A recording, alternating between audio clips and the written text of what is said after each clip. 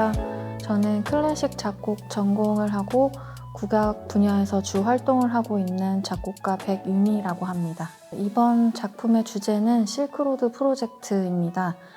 서양과 동양의 조화는 항상 제가 관심을 가지고 있던 주제라서 이번 차세대 열전을 통해서 서양 악기와 국악 관현악의 협연을 실크로드의 여러 주제를 담아서 구성해 보게 되었습니다. 실크로드 이 비단길은 동서양의 문물과 문명의 교역로로 교류라는 키워드를 가지고 있는데요. 실크로드 프로젝트를 통해서 실크로드의 주제에 대한 소개뿐 아니라 서양 악기와 국악기의 교류, 작곡가와 지휘자, 연주자와의 교류, 그리고 음악과 관객과의 교류까지 두 대상의 상호작용이 이루어내는 대립과 조화를 전해드리고 싶습니다. 단순히 국악과 양악의 구도만이 아니라 실크로드를 거쳐간 여러 타 국가들의 문화들과 음악들을 연구하면서 음악에 대한 지식과 시야가 더 넓어지게 되는 계기가 되었습니다.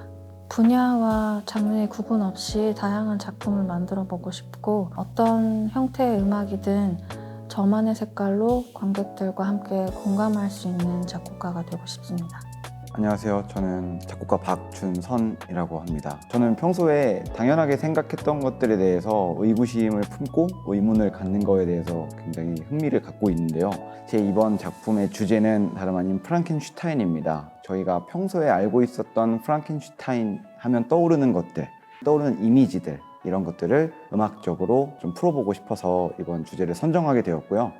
아마 여러분이 알고 계시는 프랑켄슈타인에 대한 사실과 저희가 여러분들에게 소개해드릴 프랑켄슈타인의 내용이 조금 다를 수 있지만 언제나 당연한 것은 누구에게나 당연한 게 아니니까 그런 점을 조금 중심에 두고 감상을 하시면 더 좋은 감상이 되지 않을까 생각해 봅니다.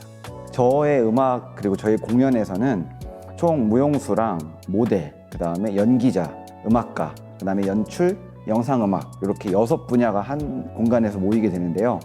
그 6명의 아티스트들을 놓고 가장 중요한 한 가지씩을 빼냅니다. 음악가인데 악기를 안 준다거나, 무용수인데 동작을 하지 않는다거나, 연기자가 연기를 하지 않고, 모델은 옷을 걸치지 않고, 영상 아트를 하시는 분들에게는 그 시그널들을 다 뽑아가지고 음향학적으로만 집중을 할 수 있게 만들어내는 일종의 퍼포먼스라고 할 수 있겠습니다.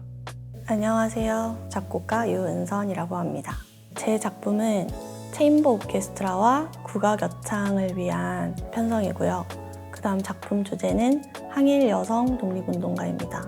이전에 제가 미디어에서 우연히 여성 독립운동가에 대해서 접한 적이 있는데 그때 제가 여성 독립운동가에 대해서 모르고 있다는 사실을 깨달은 이유로 대다수의 사람들도 저와 좀 비슷할 것 같다라는 생각이 들었고 이 분야에 대해서 좀 더 연구하고 이 주제로 예술 작품을 담아내고 싶다는 생각이 들어서 선정하게 되었습니다. 막상 제가 작업에 들어가 보니까 생각했던 것보다 여성 독립운동가에 대한 연구나 자료가 많지 않다는 것을 알았고 또 접근성이 쉽지 않다는 것을 느꼈어요. 그래서 이번 작품을 통해서 제 공연을 보러 오시는 관객분들이 한 번 더 그분들의 존재와 업적에 대해서 생각해 볼 수 있는 계기가 된다면 좋을 것 같습니다. 우리 사회에서 주목을 받아야 할, 주목받지 못하는 그런 가치들을 예술을 통해서 우리가 한 번 더 그곳에 시선을 두게 하고 국경이나 이념, 이런 갈등 같은 어떤 보이지 않는 선을 좀 넘어서 존중, 화합이라는 메시지를 전달할 수 있는 예술가가 되고 싶습니다.